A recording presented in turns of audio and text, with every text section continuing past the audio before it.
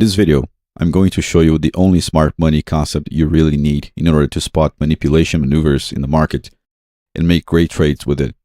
As many of you know, I have created a free smart money concepts course based on the Wyckoff methodology. And if you watch the course, you'll notice that there are a lot of rules about what the market should do in each market phase. The problem with that is that trying to box the market into predefined patterns is like trying to impose someone's idea on what the market should do. The same exact problem happens with the Elliott Wave theory. There are all these specific rules about what the market should do. The reality is that the market does whatever it wants to do. The correct approach is having a methodology that reacts to the market in any situation, instead of imposing what the market should do. In the case of Wyckoff, if you try to spot the slow reversal pattern in the way the methodology proposes, you will spend most of your time trying to find this pattern while you miss the great trade opportunities happening in front of you. With that in mind, I decided to make this video talking about the only smart money concept based on Wyckoff that you really need. And the best thing about it is that it's very easy to see and usually yields a very powerful trade opportunity. Wyckoff used to talk a lot about how to spot the manipulative maneuvers by observing supply and demand and volume. But in this case, you can spot these patterns just by observing candlesticks. In the Wyckoff method, there's a lot of talk about the spring in the case of an accumulation, or the upthrust after distribution in the distribution, which are the most important maneuvers that traders following this method aim to catch. The problem is that the Wyckoff method makes a lot of restrictions about what needs to happen before these key maneuvers. Manipulative maneuvers are simpler than that. They happen without the necessary appearance of preliminary stops, climaxes, tests, and secondary tests. The pattern goes like this. Whenever you see a high or low in the chart, you can be certain that there are a lot of retail traders that place orders in those levels. In the case of a high, for example, there are many retail traders that will place buy-stop orders at the high or stop-loss orders at the high. In the case of a low, there will be a lot of sell-stop or stop-loss orders in there. A buy-stop order in a high is simply a buy order. A stop-loss just above a high is the stop-loss of a short trade. The stop-loss of a short trade is a buy order as well. A sell-stop order in a low is simply a sell order or supply. A stop-loss order just below a low is the stop-loss order of a long trade. The stop-loss order of a long trade is a sell order. In summary, there is a lot of buyer orders or a lot of demand at highs and a lot of sell orders or supply at lows. One of the important points here is that since everybody can see highs and lows in the chart, the place where these orders are sitting is obvious. The smart money, meaning the large traders and institutions, know this, of course, and they will use these levels to their advantage. Whenever there is a cluster of buy or sell orders, the smart money sees an opportunity to enter the market.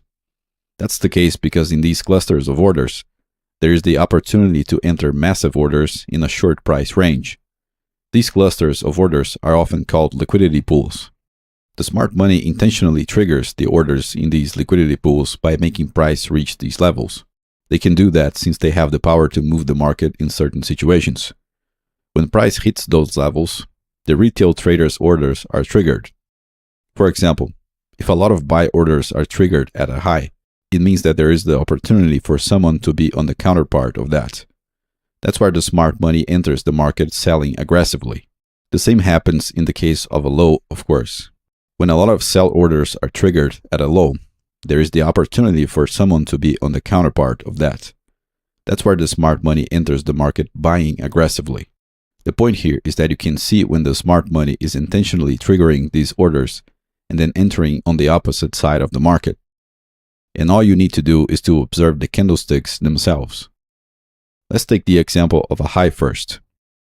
The smart money will intentionally nudge the market slightly above a specific high, which can be any high in the chart. That will trigger many buy-stop orders of retail traders who think that if the market surpasses that high, an uptrend will follow.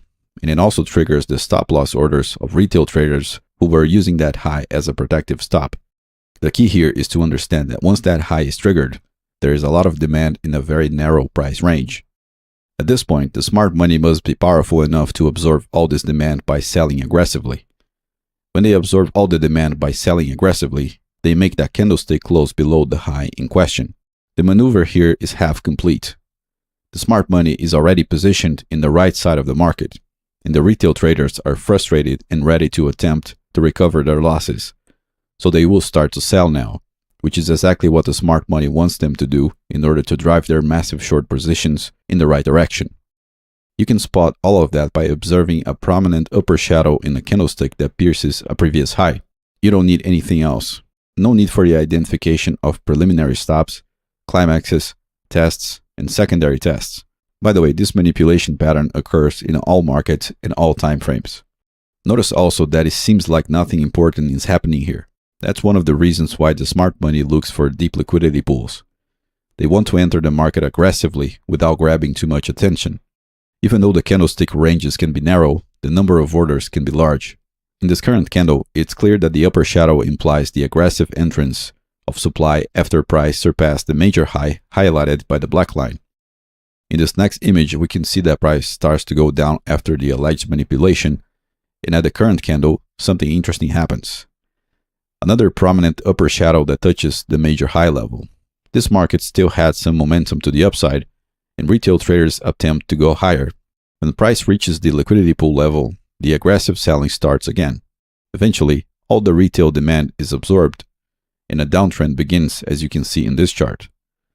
No need to identify preliminary stops, climaxes, tests, or secondary tests, or anything like that. Just look at the prominent candle shadows piercing important market extremes. The same process occurs in a low, of course. Let's observe an example of that.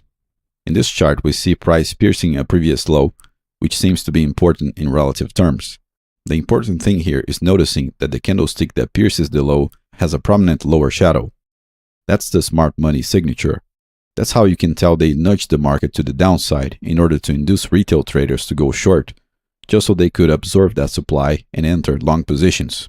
Notice that in this case, the market goes back to the low in question 2 more times. Even though the smart money traders have the power to nudge the market and absorb a lot of supply, sometimes they must do the same process a few times. However, sometimes price just reverses without coming back at all. Notice also that the prominent lower shadow naturally creates a stop loss level for the traders who are aware of the smart money manipulation. It really is that simple. Once you see a prominent candle shadow piercing a significant market extreme and failing to close with confirmation of the breakout, you can start thinking about trading with the smart money. One of the signs you can look for in terms of confirmation beyond the prominent candle shadow is that right after the manipulation, the market will display some sort of pattern like an inside candle or a dynamic frequency breakout, for example. For the follower of my methods, sometimes you can spot a fractal candle in there, which often happens at reversals. If you are patient enough to wait for this sort of pattern to appear, and then take advantage of it, you will be ahead of 99% of retail traders out there who are still worried about which moving average period they should use. After testing the level where the manipulation maneuver happened 2 times, price takes off and forms a nice uptrend, as you can see in this chart. That's it for this video. If you like the material I produce, please click the like button, subscribe to the channel, activate the notifications button, share the video, and leave your feedback below in the comment section. If you wish to learn how to trade using professional tools, check my website fractalflowpro.com or send me an email at support@fractalflowpro.com. Thank you very much for watching, and I hope to see you in the next videos. Take care.